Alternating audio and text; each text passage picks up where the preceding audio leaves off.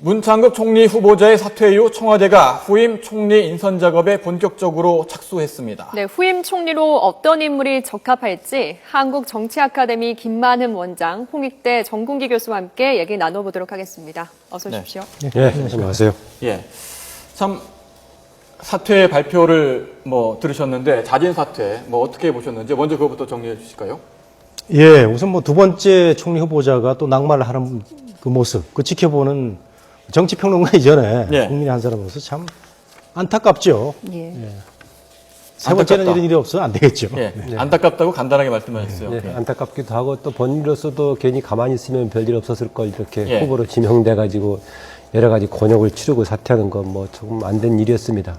그러나 후보 사퇴에 변해서까지도 기존에 했던 방식대로 마치 사퇴 강행하듯이 해가지고 조금 사퇴 변치고는 좀 적절치는 않았던 것 같습니다. 문창극 후보자의 사퇴를 보고도 여러분들이 말씀이 조금씩 다른 것 같습니다. 그러다 보니까 후임 총리는 어떤 인물이 돼야 될지 또 그분이 청문회는 과연 통과할 수 있을지 이 점에 대해서도 이견이 있는 게 사실이거든요. 지금 청와대 입장은 개혁성이 있는 분 그리고 청문회를 무난히 통과할 인물 이런 인물을 인선 기준으로 뽑고 있는 것 같은데 이 점에 대해서 어떻게 보시는지요? 그 일반적인 얘기 아니겠어요? 지난번에 안대희 후보자 낙마했을 때도 개혁의 적임자 그리고 국민들께서 인정할 분 국민의 눈높이를 얘기했는데요. 오늘 똑같은 얘기라고 봐집니다.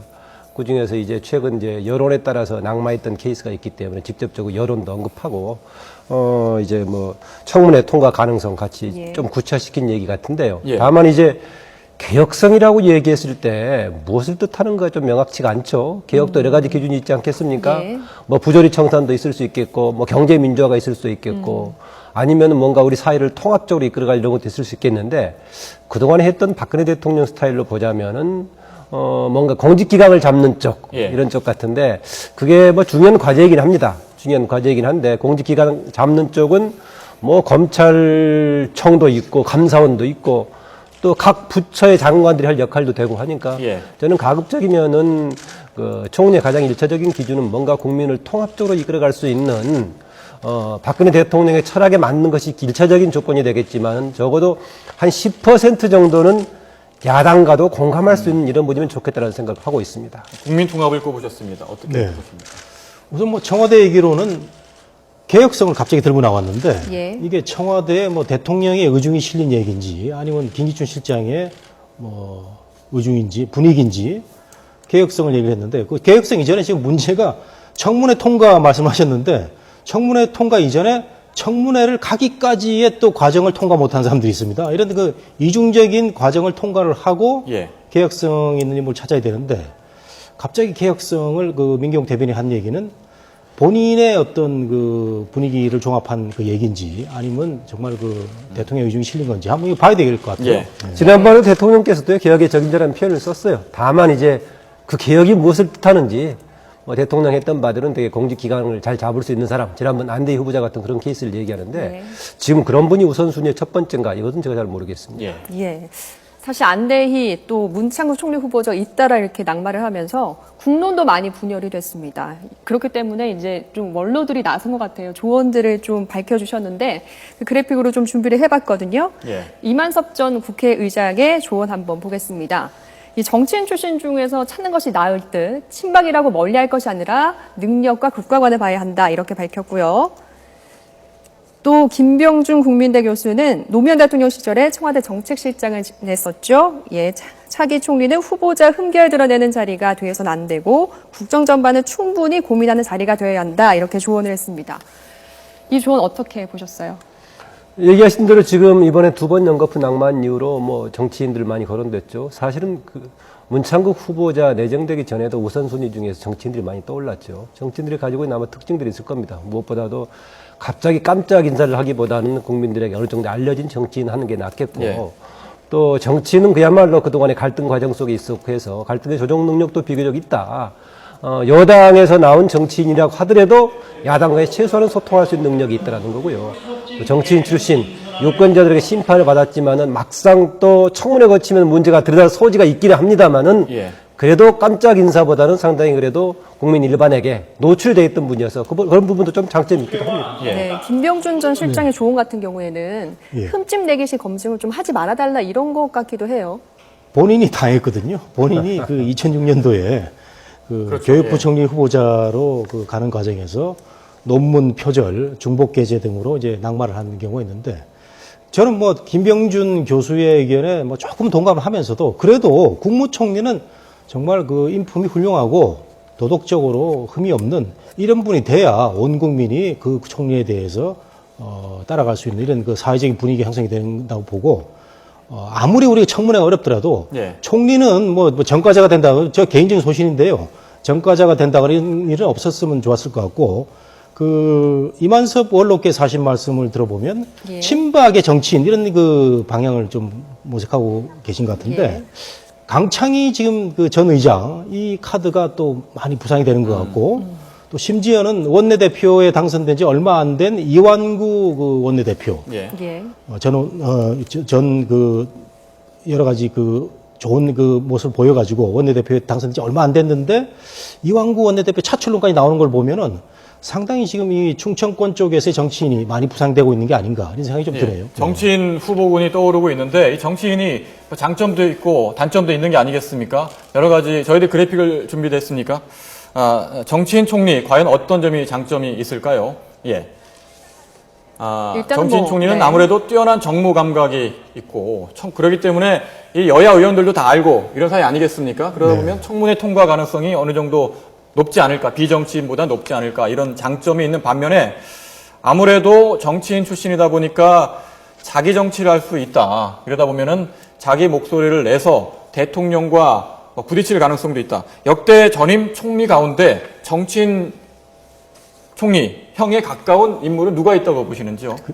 대표적으로 이해찬 전 총리가 정치인 총리였다고 볼 수 있겠습니다. 네. 아마 정치인 중에서, 총리 중에서 가장 자기 목소리를 강하게 냈던 분이죠. 예. 그래서 애초에 사실은 그때 이해찬 총리가 총리로 이제 지명되기 전에 원래 노무현 대통령이 지명하려고 했던 분은 김혁규 당시에 이제 경남지사를 지명하려고 했다가 여러 가지 과정으로 중간에 낙마를 하게 되니까 예. 급하게 이제 이해찬 총리를 했었는데 그동안에 상당히 책임 총리 역할을 가장 충실하게 했던 대표적인 사람이 이해찬 총리가 아닌가라는 얘기가 나오기도 합니다. 그래서 이해찬, 가끔은 예. 국회에서 당시 여당이었으니까요. 야당 의원들의 발언에 대해서 본인이 직접적으로 책임지고 맞대응하고 이런 양상을 보이기도 해가지고 보기에 따라서는 너무 강성 총리 아니었느냐 이런 비판도 받기도 했습니다. 예. 그 정치인 총리의 원조는 JP입니다. 김종필 총리가 우리 어렸을 때 보면 대통령은 박정희, 국무총리는 김종필 아니었습니까?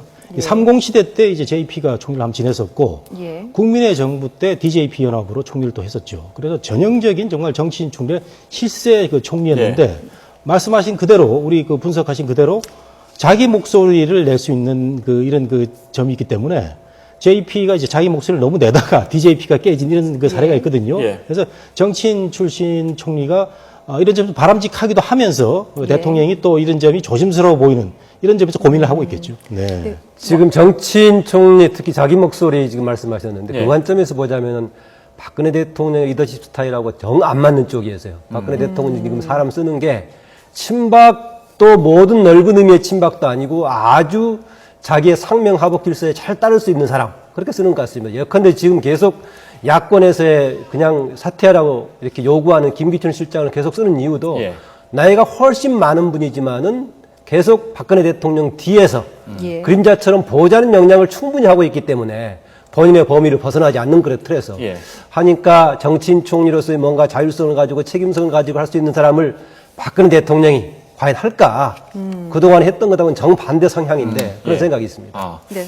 지금 후보군에 오른 분들 여러분이 거론되고 있지 않습니까? 물망에 오른 분들을 한 분 한 분 좀 분석을 해보셨으면 좋겠습니다. 예. 예, 정치권 인사들이 주로 네. 지금 물망에 오르고 있는데요. 먼저 새누리당 이완구 원내대표입니다. 이 충청권 출신으로요. 행정 경험을 두루 갖췄다는 평가를 받고 있는데요. 어떻게 보십니까? 좋은 분이죠. 뭐 경륜도 뭐 훌륭한 분이고 좋은 분인데. 근데 원내대표가 지금 원내대표 지금 맡은 한 지 달여밖에 안 뭐, 됐어요. 예, 얼마 안 된 사람을 다시 총리로 이게 또 발탁을 해서 하는 게 새누리당이 또 흔들릴 수 있는 점 아닙니까? 네. 이런 점에서는 조금 그런 점이 있는데 강창희 그 전 의장 같은 경우는 이런 점에서는 또 그 자유로워요. 그래서 충청권 출신 중에서는 이런 분이 있고 또 그 다음에 이인재 의원 같은 경우 지금 당권 뛰느라고 정신이 하나도 없는 분인데 예. 이인재 의원도 뭐 상당한 경륜으로 그 존경을 받는 분이고 해서 괜찮다. 그다음에 신대평 예. 저는 충청권 출신 중에서 화합을 할 수 있고, 근데 개혁성 면에서는 어떤 분이 점수 딸지 모르겠는데, 뭐 충청권 출신 정치인이 뭐 그런 대로 괜찮지 않나 생각을 한번 해봅니다. 강창희 전 국회의장을 거론한 야당에서도 거론한 적이 있지 않습니까? 뭐 박지원 의원이 긍정적으로 질문하니까 평가했죠. 바로 순간적으로 답변을 했던 것 같은데요. 예. 뭐 일반적이라면은 좀 해볼 만한 지금 정 교수 지적했다시피 충청권을 대표할 만한 사람으로서 이제 총리 얘기 나올 때마다 조금 전에 나왔던 예. 심대평 전 지사 또 전 대표 얘기 나오고 지금 거론되고 이완구 당시 전 지사였을 때요 얘기 나오고 강창희 의장 나올 만한데 강창희 의장의 경우에는 우리가 좀 일반적으로 보자면은 예. 그 입법에 수장을 했던 국회의장이 예. 행정부의 대통령 밑에 가는 그런 자리 갖는 것이 과연 맞는 것인가 이런 의문을 제기해 볼 수 있고요. 나왔다시피 또 이완구 원내대표 여러 가지 역량으로 괜찮은데 바로 지금 신임 원내대표를 뽑았는데 거기 갈 수 있을까? 뭐 쉽지 않은 배경들이 있어서 그럼에도 불구하고 지금 총리를 선출하는 어려움이 있다면은 여러 가지를 구상해 볼 수는 있겠죠. 예, 지금까지 이은재 의원, 또 심대평 의원, 그리고 강창희 국회의장까지 짚어주셨는데 또 총리 낙마 때마다 이 총리로 거론되는 분이 있습니다. 바로 김문수 경기지사인데요. 이 새누리당 대표 경선에 나선 김무성 의원에 이어서 남경필 경기도지사 당선인도 이 김문수 지사가 적임자라는 뜻을 밝히기도 했는데요. 두 분의 생각 좀 궁금합니다. 예, 그 김문수 지사, 저는 한마디로 말씀드리면 대통령하고 이렇게 원활한 스킨십이 이루어질 것 같지 않다. 두 분이 개성이 너무 달라요. 예, 김문수 지사도 지금 대권의 꿈도 있고, 예. 물론 이제 총리를 맡는다면은 대권으로 가는 어떤 그 징검다리 역할로 본인이 생각할 것 같은데, 국무총리에 그 본인이 만족할 분이 아니에요. 굉장히 그 능력도 출중하지만 의욕도 많고 욕심이 많은 사람이 국무총리에서 과연 자기 목소리를 죽이면서 대통령하고 원활한 소통을 할 수 있나 이런 점이 저는 좀 염려가 돼서 예. 그렇게 바람직한 카드는 두 사람을 위해서도 아닌 것 같다는 생각을 제가 감히 말씀 좀 드려봅니다. 예. 네, 그 개혁성이라든가 일반적으로 통과 가능성 두고 한다면 고려해 볼 수가 있겠지만은 저는 오히려 지금까지 해왔던 박근혜 대통령의 총리 그 인선의 첫 번째 기준은 아무리 봐도 제가 보기에는 대통령 밑에서 상명하복에 충실할 수 있는 그림자 역할을 할 수 있는 분이었다고 보자면은 김문수 아직까지 지사 역할을 하고 있죠. 이번 6월 말에 임기가 끝나니까는요. 김문수 지사의 경우에는 좀 그런 면에서는 튀는 그런 쪽이긴 합니다. 그동안에 많이 추천했던 배경은 두 번이나 그렇게 현역 지사를 했기 때문에 국정 아니더라도 경기도 정도면 사실상 국정 경험이나 비슷한 거 아니냐. 실행력도 경험을 하고 있고 또 친박만이 아닌 이른바 비박에 해당되는 쪽이고 네. 해서 상당히 반복적으로 거론이 되고 있습니다. 다만 이제 방금 얘기했던 박근혜 대통령의 리더십 스타일하고 맞을까 이 부분하고요. 또 여러 그 잠재적인 대권 경쟁 구도 중에서 한 사람인데 그렇게 갔을 경우에 또 한 사람 또 위상이 어떻게 바뀔 것인가? 총리를 가면서 오히려 무게가 실릴 것인가? 아니면 대통령 밑에 들어가게 되면서 오히려 역할이 줄어들 것인가? 예. 이런 관찰이 있기도 합니다. 예.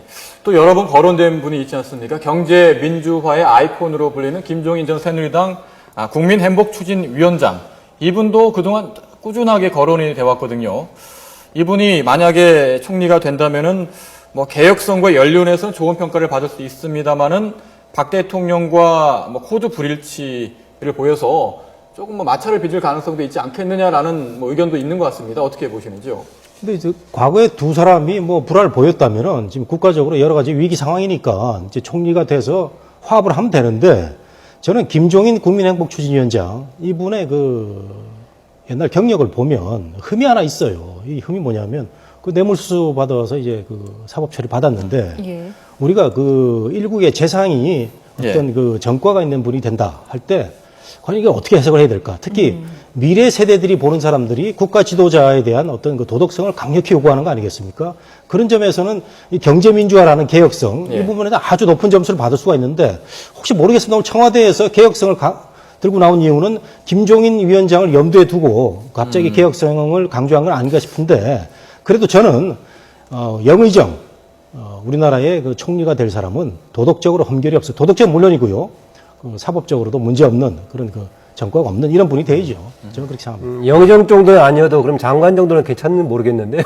장관급에 해당되는 분 중에서 지금 과거에 지금 처벌을 받았던 분이 몇 분 있긴 한데 저는 김종인 전 위원장의 경우에는 박근혜 정부 출범할 때도 이런저런 사람들 중에서 박근혜 정부가 만약에 국정의 초점을 통합이나 경제 민주화 쪽으로 간다면 김종인 위원장을 총리를 하는 게 마땅치 않느냐라는 제안도 있었는데 그렇게 안 갔죠. 그리고 오히려 뭔가 그쪽하고는 다른 반대 방향으로 갔고요. 김종인 위원장이 최근에 외국에 나가면서 했던 말이 거의 박근혜 대통령에게서 뭔가 공약 때, 후보 때 공약했던 내용을 살리고 기대하기는 난망한 일이다 포기하고 가버렸습니다. 예. 그럼에도 불구하고 박근혜 대통령이 만약에 총리를 지명하겠다라고 하면 본인은 좀 의향을 받아들일 가능성이 있어 보이는데 예. 박근혜 대통령이 과연 자기한테 그런 입장을 보였던 분을 추천을 할지 그것도 어려운 과제 같습니다. 그리고 김종인 위원장 얘기가 나오면 저는 그 미국 사회를 한번 상정을 해봅니다. 미국 사회에서 부통령이나 그 국무장관의 그 전과가 있는 그 어떤 그 비리 전력이 있는 사람이 추천이 됐다 할 때 미국 사회에서 과연 이 사람을 그 존경을 하고 바라볼 수 있을 것인지 저는 뭐 100%안 된다고 보는데 김종인 이분이 뭐 경제민주화라는 그 아주 좋은 방향의 그 정책으로 박근혜 대통령이 당시에 공을 세웠지만 저는 김종인 위원장의 역할을 다른 방향에서 한번 할 수 있도록 그 자리를 마련해주고 그 총리에는 우리가 근본적으로 우리 그 선출직 그 공직자들은 말이죠 심판을 그 받아서 본인들의 그 죄가가 없어지기도 하는데 임명직마저 이렇게 그 사법 처리 받은 분에 대해서 어떻게 없어진 걸로 하면 우리 사회가 굉장히 원칙과 기준이 흐트러지고 법이 지켜지지 않는 이런 사회로 그 환경이 흐를 가능성이 큽니다. 그런 점에서 전 법과 원칙을 좀 세워주는 의미에서는 김종인 위원장은 다른 면에서 좀 기회를 발휘할 수 있도록 이런 걸 좀 했으면 어떠나 이 생각이 좀 드네요. 예, 그런데 이제 지금까지 이제 박 대통령의 인사 스타일을 좀 보면 의외의 인물, 언론에 한 번도 노출되지 않은 인물을 선택하는 경우도 종종 있었거든요. 이렇게 깜짝 발탁할 수 있는 그 가능성도 역시 있겠죠? 그게 깜짝 발탁이라는 것이 정말 괜찮은 사람을 발굴했구나라는 거라면 괜찮은데 왜 저 사람을 발굴했는지를 모르는 그런 깜짝 임사가 대부분이었습니다. 그러다 보니 저 사람이 뭐지 하고 찾아보다 보니까 문제가 드러난 것이죠. 되게 우리가 어떤 문제가 드러났을 경우에 다른 여러 가지 신망과 장점이 있어서 이 사람을 발탁했는데 보니까 다른 부분에 문제가 있더라라면 좀 괜찮을 수 있는데 이 사람을 누군지 왜 하고 있는 예컨대 최근에 문창국 후보자 같은 경우는 이분은 언론인 활동을 쭉 해왔던 분인데 그럼 어떤 언론 활동을 했지 하고 보니까 칼럼 등이 논란이 되고 문제가 됐던 거 아니겠습니까? 그 점에서는 깜짝 발탁이라는 것이 우리가 그동안에 찾지 못했던 사회적인 신망이 있는 분을 깜짝 발탁하는 것은 괜찮지만은 왜 추대를 했는지 어떤 사람이 추천했는지 알지 모를 사람을 갑자기 하는 방식은 자칫 또 중간 낙마의 가능성을 또 만들 수 있다고 봐집니다.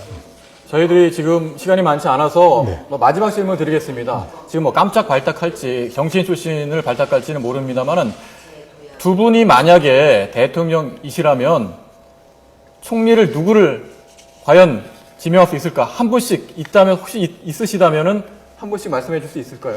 그 전에 제가 잠깐 말씀드리면은 안철수 의원이 얘기한 대로 야당하고 협의를 거치는 방법입니다. 2012년에 오바마가 라이스 그 국무장관을 임명할 때 공화당하고 협의를 했는데 공화당이 안 된다 그랬거든요. 그래서 지명을 철회한 적이 있습니다. 그런 점에서는 협의가 필요하고 저는 뭐 김철수 명지대 석좌 교수 우리나라 헌법학계의 태도 법피아는 아닙니다. 학계에만 계셨기 때문에 이런 분도 괜찮다고. 김철수 교수님 뽑으셨고요. 지금 이야기한 대로 누구를 추천하냐 못지않게 추천 과정 자체가 굉장히 중요하다. 그 점에서는 야당하고 협의한다든가 시민사회단체 추천을 받는다든가 굉장히 좋다고 봐지고요. 여러 사람이 거론됐기 때문에 오늘 빠진 분 중에서는 만약에 박근혜 대통령 여야를 넘어서서 뭔가 통합편을 끌어낼 수 있다면은 박준영 전남지사의 경우도 한번 염두에 두고 볼 수 있다라고 봐집니다. 통합형 이미지도 있고. 거기다가 이번에 났던 문창극 후보자의 중앙일보 선배이기도 합니다. 뭐 청와대의 고민이 깊어질 것 같습니다. 두 분 말씀은 여기까지 듣도록 하겠습니다. 네, 고맙습니다. 감사합니다.